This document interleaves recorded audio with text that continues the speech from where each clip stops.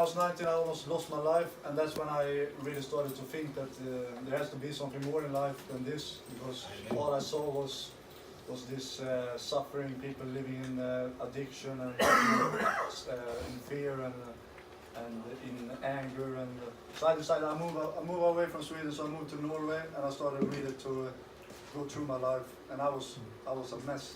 I started to work in a hotel, and I was as a waiter, and I was just like this because my nerves was I couldn't. I was like this, and so it was a very hard time.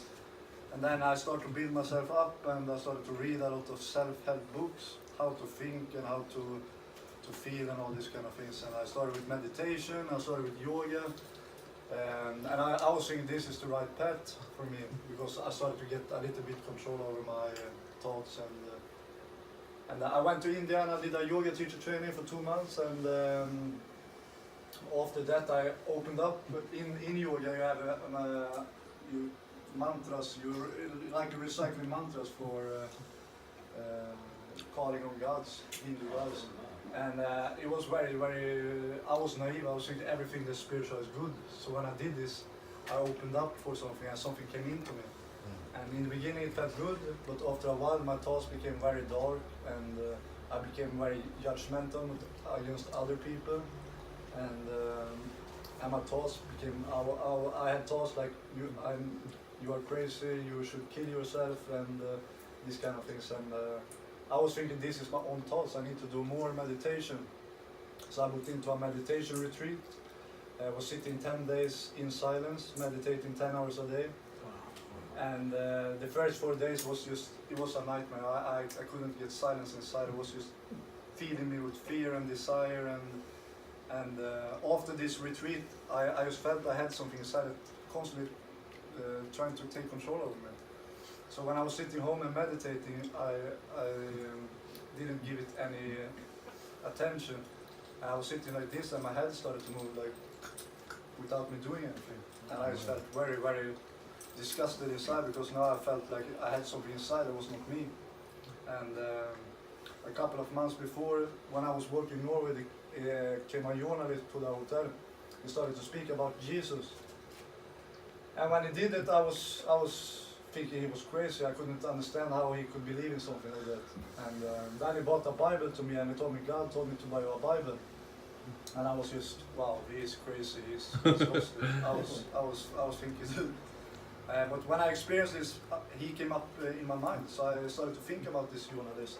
And I had him on Facebook, so I wrote to him, and I asked him, I explained how I felt. And he answered directly, I've seen this before. And I told him, what is it? And he told me, this is demonic. And when he said that, I just knew this is what I have. I have a demon inside that destroys me. And I asked him, what can I do? I think I have this. And he sent me a prayer to pray to invite Jesus into my heart. And I just did this prayer, and I was desperate. I was crying in my mom's bed, and I prayed to Jesus. And after the prayer, just something left, and I just felt real love inside, and peace. But then I started to work in Norway again, and I started to work a lot, so I came away from God, and I started to think the Buddhist way again. And I also had problem with porn. I couldn't stop watching. I could stop for 2 weeks or something, and then I fall back again. And this time I fall back again. And this time it felt really bad inside. I just knew this is not good, this is really bad.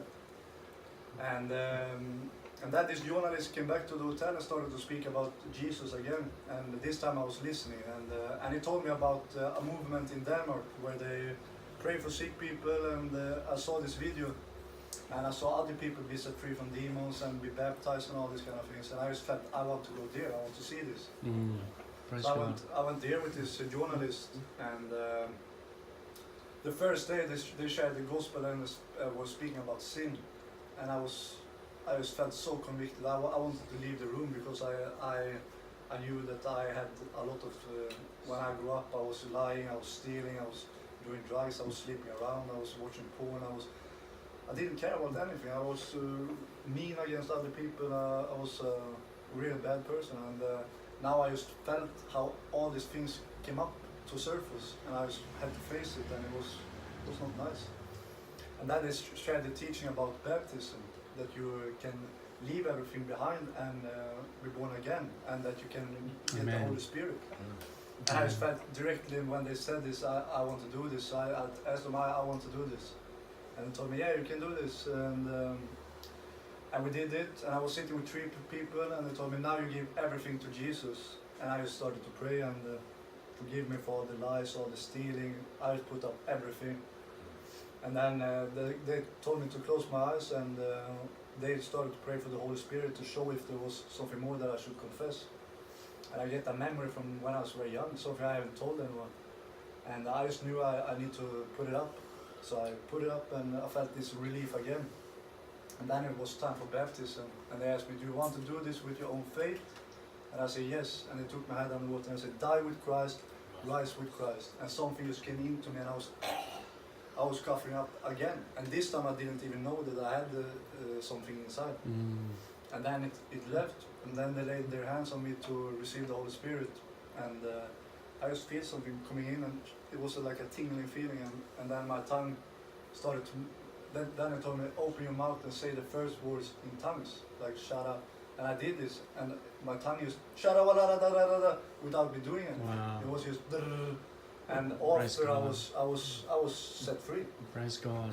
And I was searching for 6 years. I was in India visiting gurus, I was in China visiting Kung Fu masters, I was in Peru visiting shamans.